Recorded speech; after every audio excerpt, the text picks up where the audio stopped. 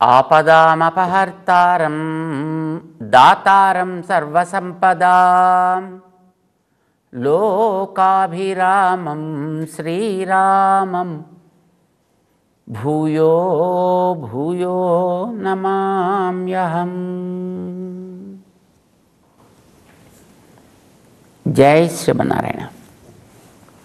ప్రియ భగవద్బంధువులారా,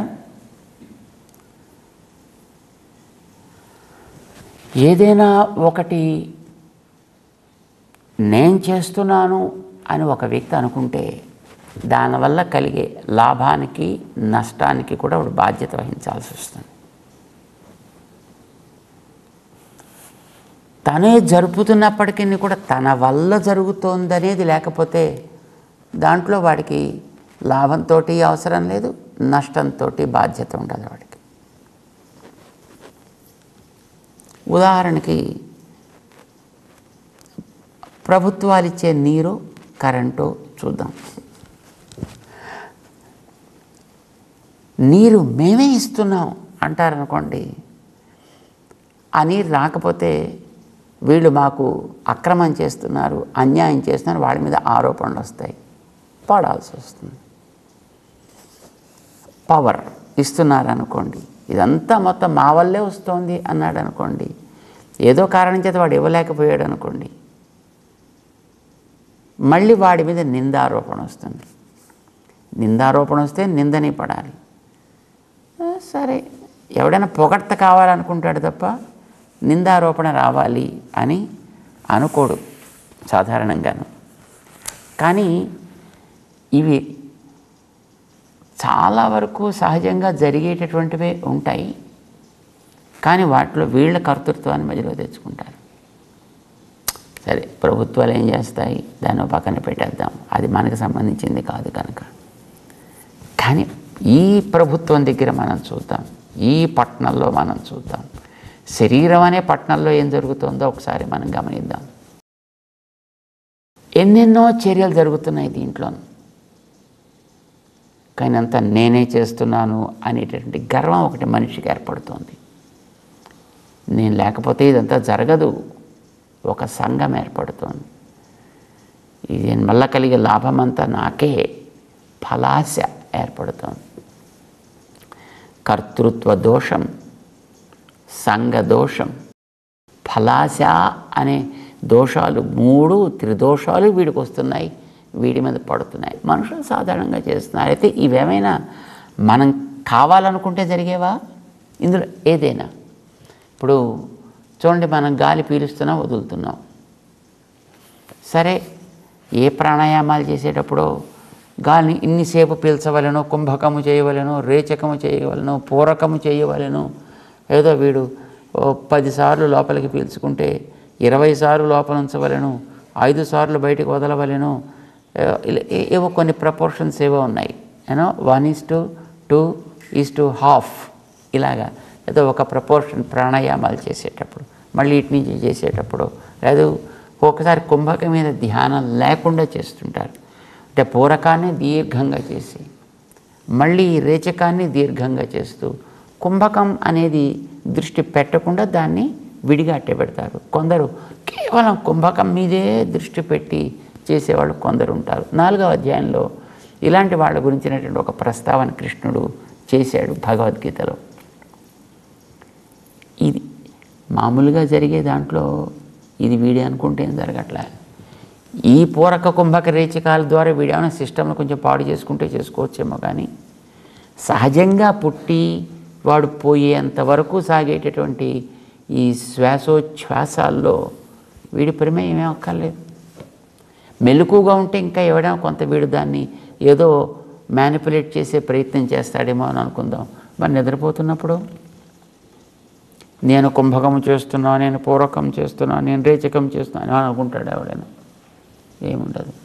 కానీ అప్పుడు కూడా జరుగుతుందా లేదా? ఒక వ్యవస్థ ఇక్కడ జరుగుతోంది, బ్రహ్మాండమైనటువంటి వ్యవస్థ. రక్త ప్రసరణ సాగుతోంది. కొన్ని 100 మైళ్ళ దూరం పరచగలిగినన్ని రక్తపు నాళాలు ఈ దేహంలో నిర్మితమై ఉన్నాయి. ఇంతటా కూడా ఎక్కడ ఏ ఇబ్బంది లేకుండా రక్త ప్రసరణ సాగుతూనే ఉంటుంది. ఏం చేస్తుంటే సాగుతుంది? మన ప్రమేయాన ఉంది దాంట్లో. ప్రతి క్షణంలో కొన్ని వందల జీవకణాలు పుడుతున్నాయి, కొన్ని వందల జీవకణాలు పోతున్నాయి, కొన్ని వందల జీవకణాలు సాగుతున్నాయి. నీ ప్రమేయం ఉంది దాంట్లో? నథింగ్. ఇదంతా ఎవడి వల్ల జరుగుతోంది?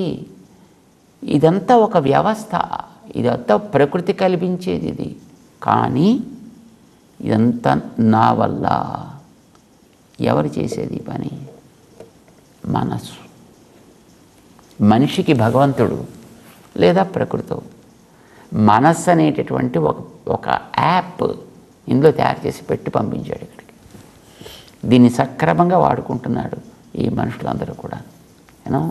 యాప్స్ తయారు చేసి పెట్టడం ఇప్పటి నుంచి కాదు, అది ఎప్పటి నుంచో ఉంది కాబోలు. అది సృష్టి ప్రారంభం నుంచే ఉండి ఉంటుంది. అయితే అంతకుముందు నుంచి కూడా ఎప్పటి నుంచి ఉందో మనకు తెలియదు.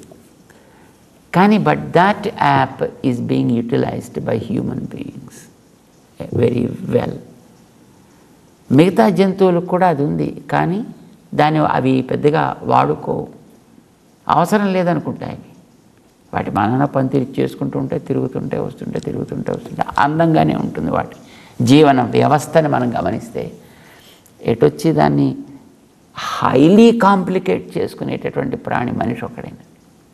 సవ్యంగా సాగేదాన్ని దానికి పెద్ద కాంప్లికేట్ చేసుకుని దానంతటిని కూడా నిర్వహించడానికి నానా రకాల ఇబ్బందులు కొని తెచ్చుకునేటటువంటి ప్రాణి మనిషి మనం చూస్తున్నాం.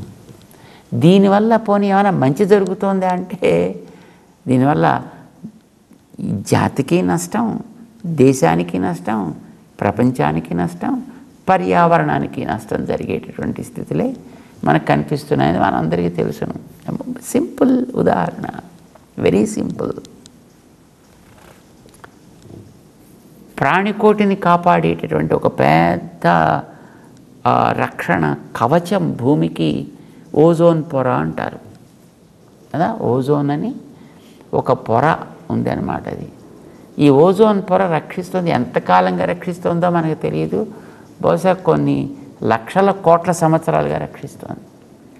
ఇంతకాలంగా ఇంత బాగా రక్షిస్తూ ఉండేటటువంటి ఆ ఓజోన్ పొరని నేను బాగా చదువుకున్నవాడిని, నేను బాగా వైజ్ఞానికుణ్ణి, నేను గొప్ప సాంకేతికమైనటువంటి విజ్ఞాన భాండాగారాన్ని అని అనుకునేటటువంటి మనిషి తనకి లభించినటువంటి ఈ విజ్ఞానపు ప్రభావం చేత లేదా దీని యొక్క దుష్ప్రభావం చేత సుమారు ఒక 300 సంవత్సరాల కాలంలో, అంతకుముందు లేదు, అంతకుముందు ఇది బాగానే ఉండేది, కానీ ఈ 300 సంవత్సరాల కాలంలో దానికి ఒక పెద్ద నష్టం కలిగించగలిగాడు, దానికి ఒక పెద్ద కన్నం పెట్టగలిగాడు. లక్షల సంవత్సరాలుగా కాపాడుతూ వస్తుండేటటువంటి దాన్ని ఒక 300 సంవత్సరాల లోపలనే ఓ పెద్ద కన్నం విడిపెట్టగలిగాడు అనంటే మనిషి ఎంత ప్రమాదకరమైనటువంటి ప్రాణి అని మనం అనుకోవాలి. ఇదంతా కావాలని మనిషి చేసుకున్నదే, ప్రకృతి సహజ సిద్ధంగా చేసిందైతే కాదు. ప్రకృతి సహజ సిద్ధంగా ఇంతకాలం కాపాడుతూ వస్తుంది. నాశనం చేసినవాడు మానవుడయ్యాడు. దానివల్ల రోగాలు, దానివల్ల రుష్టులు, రోగాల కోసం మళ్ళీ వైరస్ల కోసం మళ్ళీ పెద్ద పెద్ద ప్రాజెక్టులు, దానికోసం మళ్ళీ రకరకాల సంపాదనలు. మై గాడ్, ఇదొక పెద్ద విష వలయం చేసేసుకుని తన జీవితాన్ని తానే చాలా క్లిష్టమయంగా చేసుకుంటున్నాడు, చాలా కాంప్లికేట్గా తయారు చేసుకుంటున్నాడు అనే విషయం మనకేం పెద్ద వేదాంతం కాదు, ఇది అందరం చూస్తున్నదే ఇది. సో ఇందులో ఏది మనం తెచ్చుకుంటే వచ్చింది కాదు, ఏది వాటంతలో జరుగుతున్నాయి, జరగనివ్వటం లేదు. మనం జరగనిచ్చేట్టు ఉంటే సరిపోయి. కృష్ణుడు ఉపదేశం అంతవరకు. దీన్ని హాయిగా జరగనిచ్చేట్టు ఉంచవా దీన్ని. ఇందులో నువ్వేం తెచ్చుకున్నావు చెప్పు. నువ్వు ఇప్పుడు నీ చెయ్యి ఇంత పొడుగుంది, నువ్వు కావాలని తెచ్చుకున్నావు, దీన్ని మెజర్మెంట్ ఇచ్చి. నువ్వు 1,000 పొట్టు ఉంది, 1,000 పొడుగు ఉంది, ఇంకొక వేలు ఇంకోటి ఉంది, ఇంకో వేలు ఇంకోటి ఉంది, ఇంకో వేలు ఇంకోటి. నీ చేతిలో గీతలు ఉన్నాయి, నువ్వు తెచ్చుకున్నావా అవి? నీ స్కిన్కి ఒక రంగు ఉంది, నువ్వు తెచ్చుకున్నావా? నీ ముక్కుకు ఒక పొడుగు ఉంది, నువ్వు తెచ్చుకున్నావా? ఏది నువ్వు తెచ్చుకున్నావు దీంట్లో? Nothing is in anybody's hands. మనం చూస్తున్నాం డాక్టర్స్ దగ్గరను, వాళ్ళకి తెలిసి మళ్ళీ ఈ దేహంలో అవయవాలు ఏర్పడటంలే. వాళ్ళకి తెలిసి ఈ దేహంలో పుట్టగానే పళ్ళు ఉండవు, గోళ్ళు ఉండవు, ఎముకలు కూడా చాలా పెద్ద అంత స్ట్రాంగ్గా ఉండవు. కానీ యాజ్ ద బేబీ గ్రోస్ పళ్ళు ఏర్పడుతున్నాయి, ఒక పళ్ళు పోతున్నాయి, మళ్ళీ కొత్త పళ్ళు వస్తున్నాయి, స్ట్రాంగ్గా ఉండే పళ్ళు ఏర్పడుతున్నాయి, గోళ్ళు వస్తున్నాయి, గోళ్ళు గట్టిపడుతున్నాయి, ఎముకలు వస్తున్నాయి, గట్టిపడుతున్నాయి. వాడి యొక్క శరీర చర్మంలో ఒక రకమైన రంగు వస్తుంది, ఒక రకమైనటువంటి నునుపుతనమో మరొకతనమో వస్తుంది. ఎవడు తెచ్చుకున్నాడండి ఇదంతా? ఎవడు తెచ్చుకున్నది కాదు కదా. కానీ దీన్ని చూసుకుని ఎన్ని రకాలైనటువంటి దురహంకారాల్లోకి, గర్వంలోకి, అభిమానాల్లోకి పోయి దీన్ని మార్చుకునే ప్రయత్నం చేస్తానని దానికోసం ప్రత్యేకించి ఒక డిపార్ట్మెంట్ పెట్టేసి దాని మీద పిహెచ్డీలు చేసేసి ప్లాస్టిక్ సర్జరీ, అందులో మళ్ళీ different varieties of plastic surgery, right? దానిలో చేతుల కోసం సర్జరీ వేరు, కాళ్ళ కోసం సర్జరీ వేరు, ఫేషియల్ సర్జరీ వేరు. ఇదంతా మనం కృత్రిమంగా తయారు చేసుకునేటటువంటి ప్రవృత్తే తప్ప ఇదొక రాజ్యం, ఇదొక నవద్వార పురం. ఇది దాంట్లో ఉండేటువంటి దేహి నువ్వు. కానీ దీని మీద నేను చేస్తున్నాననేటటువంటి ఒక సంఘాన్ని, ఒక పట్టు నీలో కలిగేటట్టు చేసేది మనస్సు. మనిషికి ఉండినటువంటి మనస్సుని సంస్కరించుకోవడం చాలా అవసరం. మనస్సు కనుక మనిషికి మంచిగా పనిచేయగలిగితే మనిషి అంత మంచి ప్రాణి లేడీ భూమి మీద. మనస్సు కనుక చెడింది, మనిషి అంత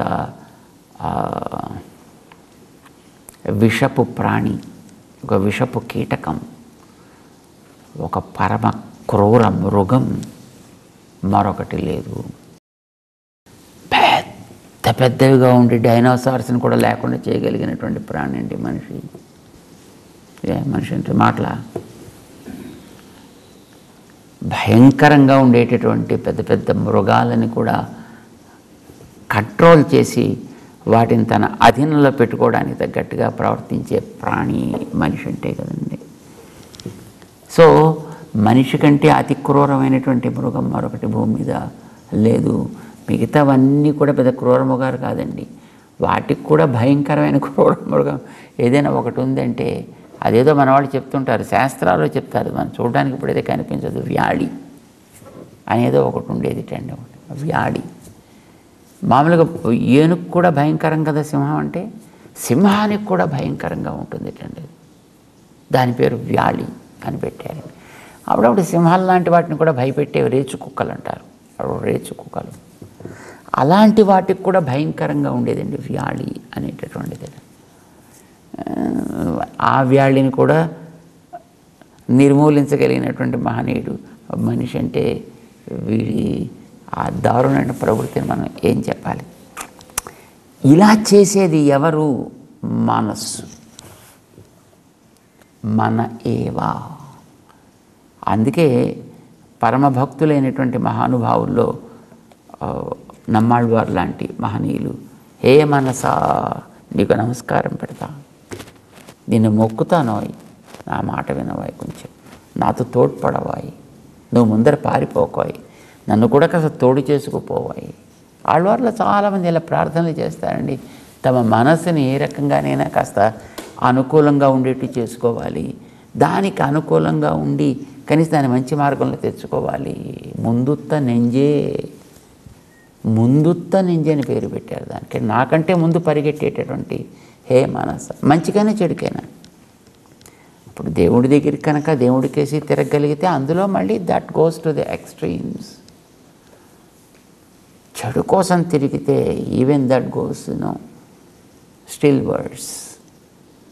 చేత మనసు ఎప్పుడు కూడా ముందు తనెంజు. మనసు చాలా ప్రభావశాలిని, అందుకోసం దాని మీద దృష్టి పెట్టాలి. సర్వకర్మాణి మనసా సన్యస్య అని చెప్పాడు 5వ అధ్యాయపు 13వ శ్లోకంలో. కర్మల్ని నువ్వు ఆచరించేటప్పుడు మనస్సు దాంతో ఎట్లా లింకప్ చేయాలో తెలుసుకుని ఆచరించు. దానిని ఆచరించడంలో మానేకు, పనులు మానకు. నువ్వు మనసా సన్యస్య ఆస్తే, మనస్సుతో వదిలిపెట్టు కానీ శరీరంతో వదిలిపెట్టమని చెప్పలేదే. అప్పుడు నువ్వు సుఖం వసి ఆస్తే, అప్పుడు ఆ మనస్సు నీకు స్వాధీనం అవుతుంది. సుఖంగాను నువ్వు జీవించగలుగుతావు, పనులు చేస్తూ జీవించగలవు. పనులు మానేసి సుఖపడమంటలేదు శ్రీకృష్ణుడు, పనులు చేస్తూ సుఖపడమంటున్నాడు. జత కర్తవ్యాన్ని ఎప్పుడు ఎవడు మారడానికి వీల్లేదు. అభిమానాలు రాకుండా ఉండేట్టుగా చూసుకోవాలి. కర్తృత్వ అభిమానం కానీ, దాని యొక్క సంగముతోటి కానీ, దాని యొక్క ఫలముతోటి కానీ వీడు అంటుకోకుండా ఉండగలిగేటట్లుగా మనసుని దిద్దుకోవాలి. దానికి తగ్గట్టుగా తను ప్రవర్తించాలి. దీన్నే మరి కొంచెం ముందుకు వెడుతున్నాడు. మనస్సు అట్లాగ ఎందుకు ప్రవర్తిస్తోంది? దానికి వెనక ఉండేటటువంటి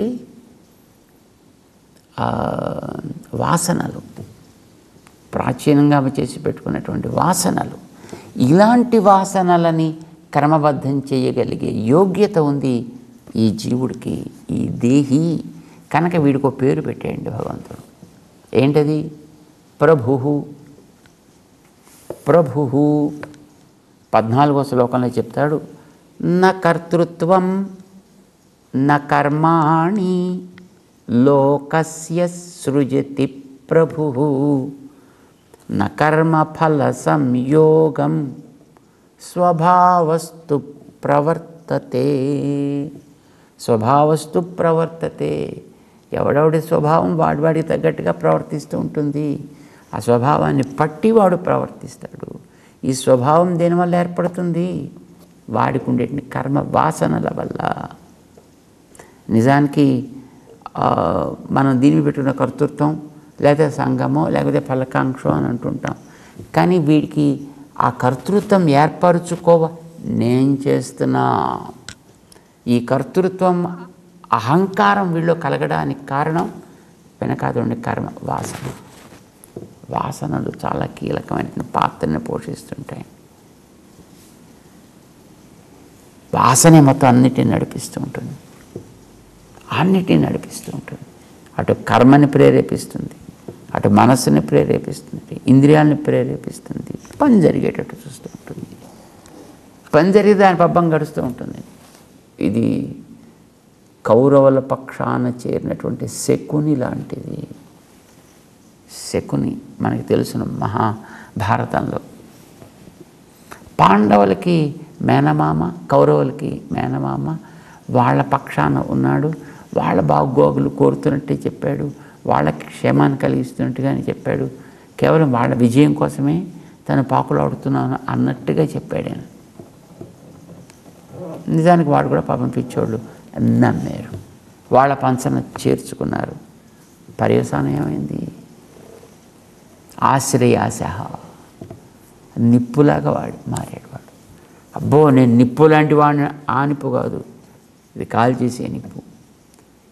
ఏ పుల్లని అది పట్టుకుంటుందో ఆ పుల్లనే మరణ కాల్చడం, దాన్ని ఇంధనంగా చేసుకుంటుంది, దాన్ని కాల్చేస్తుంది.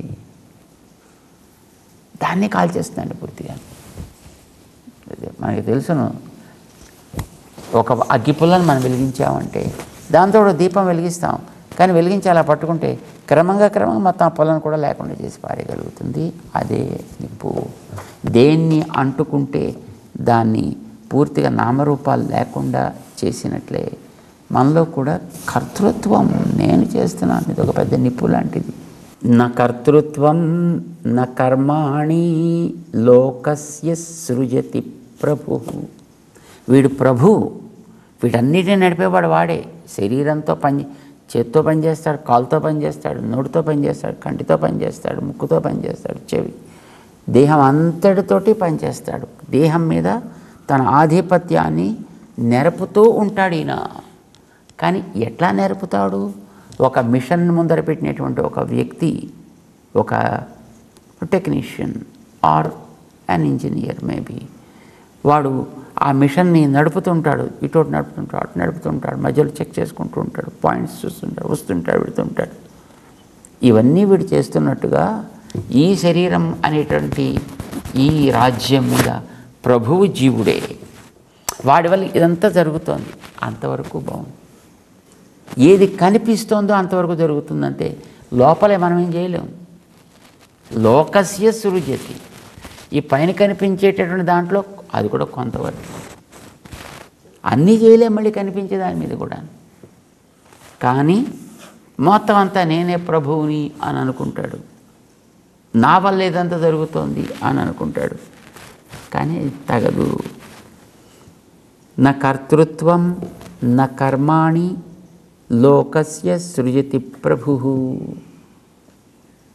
ఈ లోకస్య కనిపించేటటువంటి దాని విషయంలో కూడా వీడికి కర్తృత్వం లేదు. లోకం అంటే కనిపించేది అని అర్థం అన్నమాట. దాని ఎందుకు కూడా వీడికి ఏ రకమైనటువంటి ప్రమేయం లేదయా. నా కర్మ ఫల సంయోగం, తను చేసేటటువంటి ఆచరణాత్మకమైనటువంటి రకరకాల పనులు ఉంటాయి కదా. ఫిజికల్గా శరీరంతో పనిచేస్తాడు, నడక, పనులు తీసుకోవడం, చేయడం, పెట్టడం, రాయడం, రకరకాల పనులు. నోటితోటి తినడం, కళ్ళతోటి చూడడం, చెవులతోటి వినడం, ముక్కుతోటి పీల్చడం, ఇవన్నీ పనులు చేస్తుంటాడు. ఇవన్నీ పైన లోకస్య క్రియాకలాపాలు, ఇవన్నీ కనిపించే దాంట్లో జరిగే పనులు. బట్ కనిపించనివి జరుగుతున్నాయి కదా. ఈ లోపల వీడేదో తిన్న తర్వాత అది ఎక్కడికో విడుతోంది, ఏదో జీర్ణం అవుతుంది, ఎలా ప్రయాణం చేస్తోంది, మళ్ళీ దాంట్లో ఉండే వ్యర్థాలను వదిలేస్తోంది, దాన్ని శక్తిని మిగతా వాటికి పంపిస్తోంది. ఎందులోనైనా మన ప్రమేయం ఉందా? స్వభావస్తు ప్రవర్తతే, దాని సిస్టమ్ ఏది ఏర్పడిందో ఆ సిస్టమ్ ప్రకారం సాగుతూ ఉంటుంది అంతే. మాకు తెలిసిన మా మిత్రుడు ఉండేవాడండి అమెరికా లాంటి చోట. వీడు కారు ఎక్కగానే డ్రైవింగ్ సీట్లో కూర్చోగానే బలానా చోటుకి వెళ్ళాలి, ఏదో ఇన్ని 100 కిలోమీటర్ల దూరంలో, 100 మైళ్ళ దూరంలోనూ బలానా చోటు ఉంది, అక్కడికి వెళ్ళాలి, బలానా వాడిని కలవాలి. పాపం చుట్టూ ఉండేవాళ్ళంతా, ఇగో మీకు అడ్రస్ తెలుసునా, ఇదిగో ఇలా వెళ్ళాలి, అలా వెళ్ళాలి, ఇక్కడ తిరగాలి, అక్కడ తిరగాలి, ఇలా చేయాలి, అలా చేయాలి, దీనికి ఇది గుర్తు, ఈ గుర్తు తర్వాత వచ్చేది అక్కడికి, ఇవన్నీ చెప్పేవాడు. అన్నీ ప్రశాంతంగా వినేవాడు. నా గూగుల్ ఎలా చెప్తే అలా పెడుతుంటానండి అంటే వాడు చివరికి చెప్పేటప్పుడు అన్నీ వినేవాడు. వాడు చెప్తున్నారు కనుక వాడిని డిసప్పాయింట్ చేయడానికి వీల్లేదు, వినాలి. వీడు వినేవాడు. ఆ తర్వాత ఇది ఎలా నడిపిస్తే అలా నడుస్తానండి, చాలా థ్యాంక్స్ మీరు మంచి ఇన్ఫర్మేషన్ ఇచ్చినందుకని వాడు శుభ్రంగా పోతుండేవాడు అనమాట. స్వభావస్తు ప్రవర్తతే, గమనించాను నేను లోకంలో, కానీ దేన్ని నీ మీద వేసుకోక. స్వభావం దానికి ఏర్పడ్డ వ్యవస్థ ఎవడో ఏర్పాటు చేసి ఉన్నాడు, కానీ అలా అనుకోకుండా చేసేది నీ మనస్సుకి వెనకాతల ప్రేరణ కలిగించేటటువంటి వాసనలు. ఇది జ్ఞాపకం పెట్టుకో. నువ్వు ఎలా ప్రభువుగా ఉంటావో మనకి ఉపనిషత్తులు చాలా చక్కగా చెప్తున్నాయి. తెలుసుకుంటూ ముందుకు సాగుదాం. జై శ్రీమన్నారాయణ.